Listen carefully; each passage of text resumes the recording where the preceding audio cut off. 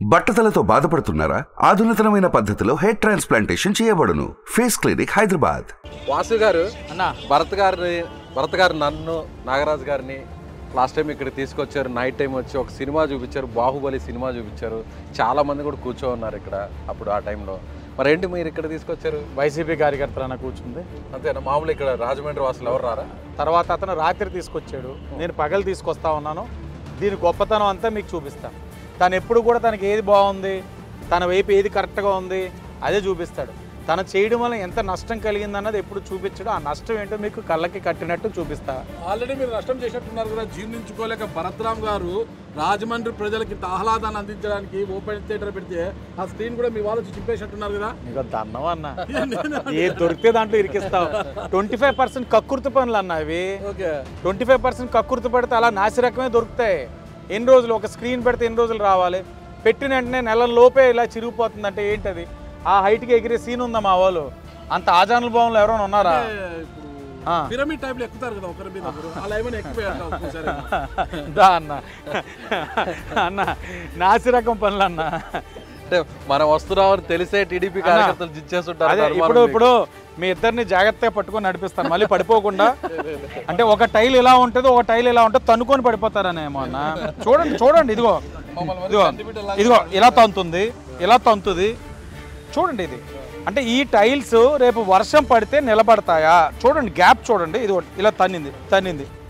అంటే ఎవరైనా సిగరెట్లు అవి తాగితే తన్నింది వెళ్ళి ఉంటే గినా అది కనిపించకుండా పోతాయని. అదే కరెక్ట్ అన్న. ఇప్పుడు అవి పైన కలిగి ఇట్లా ఉందనుకోండి, దాంట్లో కలిసిపోతుంది కదా. సరే ఇప్పుడు మనకి ఈజీ ట్రిక్ కదా అది. ఇప్పుడు సిగరెట్ పిక్ దాంట్లోకి వెళ్ళిపోతుంది. మంచి టెక్నిక్ అన్న. నెక్స్ట్ మిస్ మ్యాచ్ ఎక్కువ అయింది కదన్న.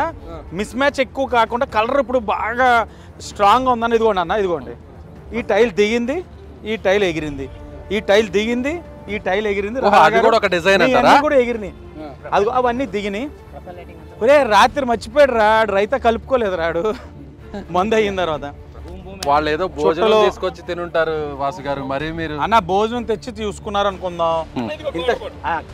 క్యాపిటల్ విస్కీ ఉంటుంది అక్కడ, ఇంకా క్యాపిటల్ విస్కీ స్పెషల్ స్టాటస్ అన్న. అసలు మినిమం ఇంత పెట్టి కట్టారు కదా అక్కడ వాసు గారు. అదేదో బ్రాండ్ కూడా కనిపిస్తుంది చూడండి, ఆంధ్ర గోల్డ్ అన్న. ఇంత పెట్టి కట్టారు కదా, మినిమం మెయింటెనెన్స్ ఉందో. ఉల్లిపాయ ఉంది, తొక్క ఉంది,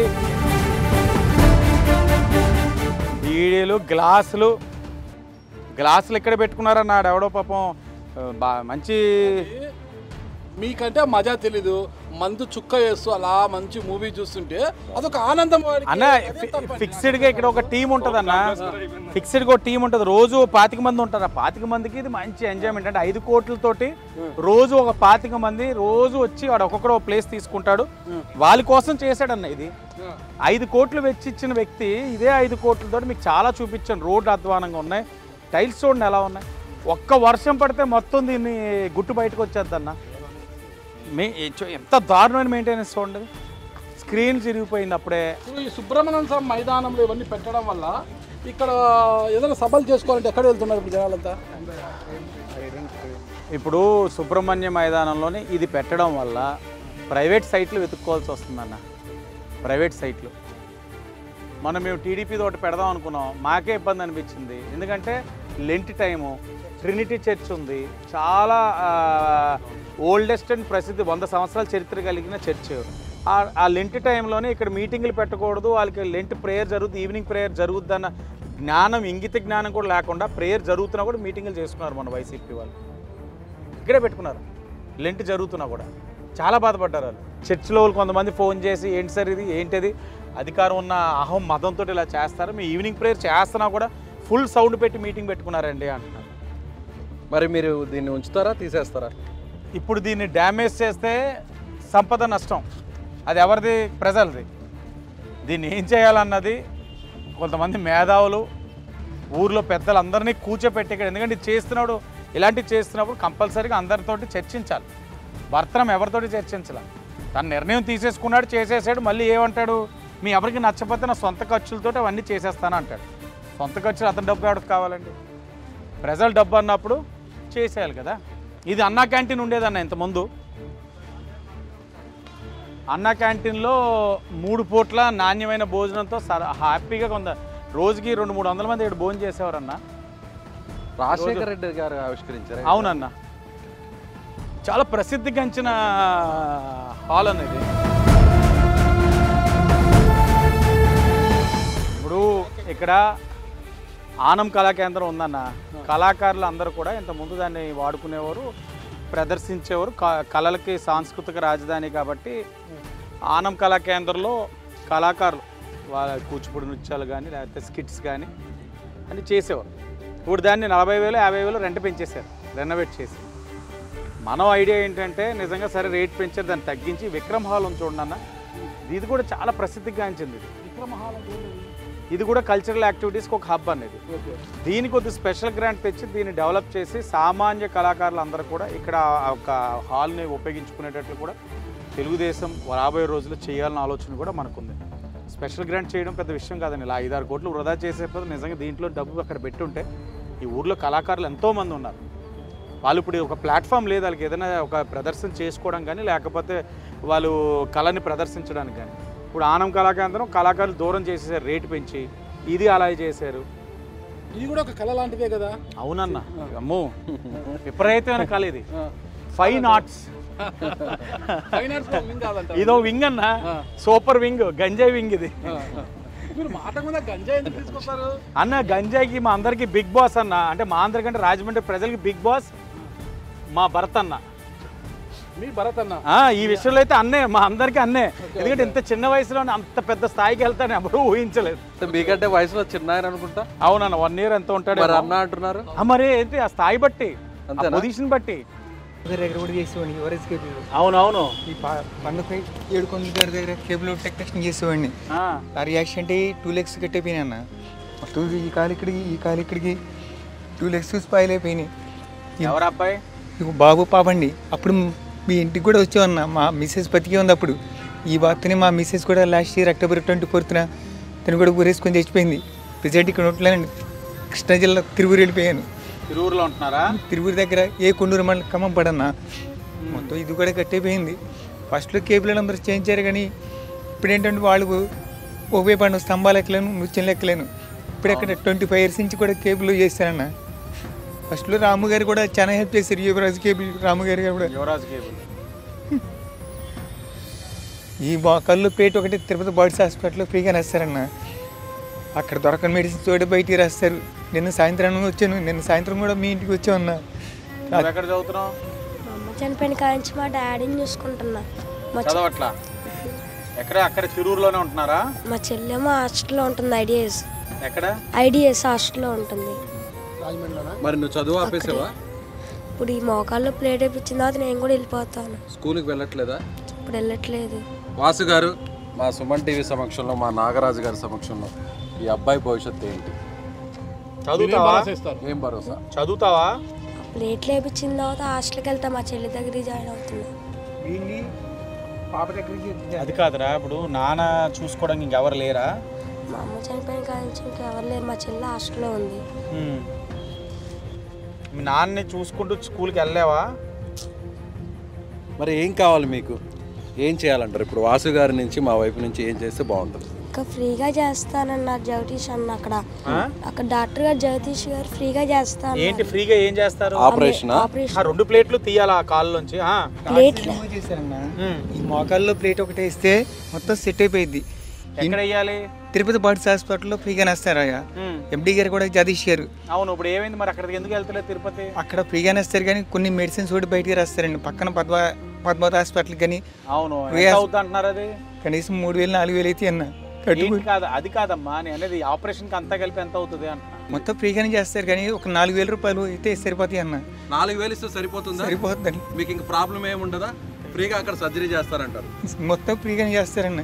తగ్గిన తర్వాత వచ్చి ఎలక్షన్ లోపే వచ్చి అన్నని కలుసుకుంటాను. తర్వాత వచ్చి ఇక్కడే ఉంటాను, రాజమండ్రిలో ఉంటాను. ఇప్పుడు ఆ సర్జరీ చేస్తే మీకు నార్మల్గా అవుతారా? కొంతన్నా మారుతుందా? మొత్తం సెట్ అయిపోయింది అన్న. ఈ మోకాలు కూడా బెండ్ అయిపోద్ది. ఇదండి మొత్తం ఇన్ఫెక్షన్ వచ్చి కుళ్ళిపోతుంది కాయలు. ఇదిగో ఈ 4,000 ఉంచు, ఎల్లు బర్డ్స్ హాస్పిటల్ అంటున్నావు. నువ్వు డీటెయిల్స్ తీసుకొని నేను కూడా హాస్పిటల్ నాకు ఐడియా ఉంది. శ్రీకాళహస్తి ఉన్నారు కదా బొజ్జల సుధీర్, ఆయనతో చెప్పిస్తాను. ఆయనకు బాగా తెలిసిన హాస్పిటల్. మొత్తం ఫ్రీగానే చేస్తారన్న. అలాగే జాగ్రత్త చూసుకోమని చెప్పి. మీరు 4,000 అడిగారు, 4,000 ఇస్తున్నారు. 1,000 రూపాయలు నువ్వు ఉంచుకొని భోజనం తిని నీట్గా నాన్న జాగ్రత్తగా తీసుకెళ్ళి ట్రాన్స్పోర్ట్ అన్ని పెట్టుకో. మరి నాన్నకి ఆపరేషన్ అయిపోతే స్కూల్కి వెళ్తావా నువ్వు? వెళ్తావా? చదువుకుంటావా? అది చదువుకోకపోతే వెళ్ళాలి. లైఫ్ ఉండదన్న. లైఫ్ ఉండదురా. చదివిస్తాను. ఆపరేషన్ అయిపోతే నాన్న ఫ్రీ అవుతారు కదా, అప్పుడు ఇంక నువ్వు చదువుకోవాలి. మాట ఇస్తావా? నీ నెంబర్ తీసుకుంటాను, నేనే నీతో మాట్లాడతాను మళ్ళా. మీకు ఏ సమస్య ఉన్నా వాసు గారికి కాల్ చేయండి, లేదా ఏదైనా ప్రాబ్లం ఉంటే సుమన్ టీవీ కాల్ చేయండి. ఓకేనా? చదువుకోవాలన్నా నువ్వు ఎంత మంచి స్కూల్కి పోవాలన్నా వాసు గారు ఏ స్కూల్లో చదివినా మీరు చదివిస్తారా? తప్పకుండా మా ట్రస్ట్ నుంచి ఎంతో మందిని చదివిస్తున్నాం. ఇది పెద్ద విషయం కాదన్న చదివిస్తాం. రైట్ అండి. ఓకే, థ్యాంక్ యూ వాసు గారు. రాజమండ్రిలో మరో కోణం అయితే చూపించేశావు నాకు. ఇది అంటే భరత్రాము మీకు అభూత కల్పన గ్రాఫిక్స్ చూపించాడు. డే 1 నుంచి మేము చెప్పేది అదే, భరత్రామ్ అన్ని గ్రాఫిక్స్కే పరిమితం. అదే మీకు కానీ మిగతా ఛానల్స్ వారు చూపిస్తున్నాడు. వాస్తవానికి చాలా దూరంగా మిమ్మల్ని ఉంచాడు. అతను కూడా అలాగే బతుకుతున్నాడు, ఆ మైకుల్లోనే ఉన్నాడు. ఆ మైకు నుంచి ఎప్పుడు వస్తాడంటే రాబోయే 50 రోజుల తర్వాత సార్వత్రిక ఎన్నికలైందో రిజల్ట్ చూసిన తర్వాత బొమ్మ పడుతుంది, అతనికి గ్యారంటీగా బొమ్మ పడుతుంది. ఆ లోపు ఏంటంటే ప్రజలు తెలియని వాళ్ళు ఉన్నవాళ్ళు మీ ద్వారా తెలియని వాళ్ళందరికీ విజ్ఞప్తి చేస్తూ ఉన్నాను. రాజమండ్రి అంటే మాకు కంబాల్ చెరువు 4 డివైడర్లు కాదు. రాజమండ్రి అంటే మేము చేసుకోవాల్సినవి చాలా ఉన్నాయి. పారిశుధ్యంగా ఈ రోజున ఇబ్బందులు పడుతున్న ప్రాంతాలు అనేక ఉన్నాయి, అన్న వాళ్ళకి చూపించాను. వాటిని సరి చేసుకోవాలి. యువత ఉన్నారు, ఉద్యోగ అవకాశాలు లేక ఇబ్బందులు పెడుతున్నారు, వాళ్ళు సరి చేసుకోవాలి. ఈరోజు 3 పూట్ల భోజనం తినలేక తిండి లేక ఇబ్బంది పడుతున్నారు, అన్న క్యాంటీన్లు పెట్టుకుని వాళ్ళని సరి చేసుకోవాలి. ఈరోజు కల్చరల్ హబ్ కింద ఉన్నదాన్ని క్రైమ్ హబ్ కింద మార్చేశారు, అది మీకు చూపించాను, దాన్ని సరి చేసుకోవాలి. ఈరోజు నగరాన్ని పట్టి పీడిస్తున్న గంజాయి బ్యాచ్, బ్లేడ్ బ్యాచ్ నగరం నుంచి దూరం చేయాలి. ఇలాగా సామాజిక వర్గపరంగా ఉన్న వాళ్ళందరికీ కూడా ఆయా వృత్తుల పరంగా ఆ యొక్క వృత్తులకి ఏదో విధంగా ఒక ఆదరణ పథకం కానీ లేకపోతే ఇతర లోన్ల ద్వారా వాళ్ళకి ఆదుకోవాలి. ఇలాగ అనేకమైన చేసుకోవాల్సినవి ఉండగా ఒక కంబాల్ చెరువు, ఒక ఈట్ స్ట్రీట్, ఒక హ్యాపీ స్ట్రీట్ మా జీవితాల్లో వెలుగు తీసుకొస్తుంది అంటే అది అబద్ధం. అదే మొమ్మాటికి అబద్ధం. దానివల్ల జీవితాలు మార్పు రావు. జీవితాల్లో ఒక రోజులో, ఒక నిమిషంలో, ఒక సెకండే మార్పు వస్తుంది, ఆనందం. ఆ సెకండ్ జీవితాన్ని మార్చదు. కావాల్సింది ఒక లాంగ్ టర్మ్ విజన్ తోటి అందరికీ ఉపయోగపడే విధమైన కార్యక్రమాలు. ఇలాగ ప్రజాధనం నిరుపయోగం చేసే విధంగా అయితే మాత్రం వద్దన్నది ప్రజల ఒక ఆలోచన. దాని తగ్గట్టు మేము పనిచేస్తాం. ఓకే వాసు గారు, చాలా చక్కటి విషయం చెప్పారు. విజయ్ గారు చాలా చక్కటి విషయం అయితే చెప్పారు.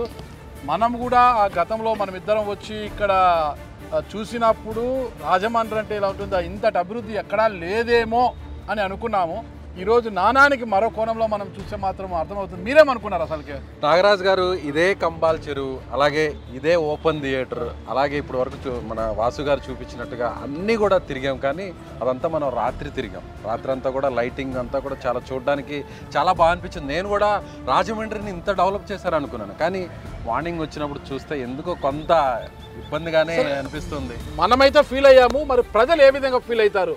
అభివృద్ధి అంటే కంబాల్ చెరువు, ఓపెన్ ఎయిర్ థియేటరు, ఇక ఈటు స్ట్రీటు, హ్యాపీ స్ట్రీట్ ఇవేనా, లేకపోతే మిగతా సమస్యలు ఏమన్నా ప్రజల్ని స్పందించేలా చేస్తాయా ఏంటా అన్నది చూడాలి అంటే గిన మనం మరో 50 రోజులు అంటే 50 అంటే జూన్ 4న ఫలితాలు వెలువడున్నాయి కదా. జూన్ 4 వరకు జరిగే ఎన్నికల్లో ఎవరు ఎలాంటి తీర్పు ఇస్తారో చూడాలి. అలాగే ఇప్పుడు వాసు గారు ఏదైతే ఈ ప్రశ్నలు ఇక్కడ జరుగుతున్నటువంటి వీటన్నిటిని కూడా సంధించారో, ఆయన ఈ సమస్యలన్నింటినీ కూడా ఆయన వేలెత్తి చూపుతున్నారో, భరత్ గారు దీనికి ఎలాంటి సమాధానం ఇస్తారో కూడా మనం చూడాలి.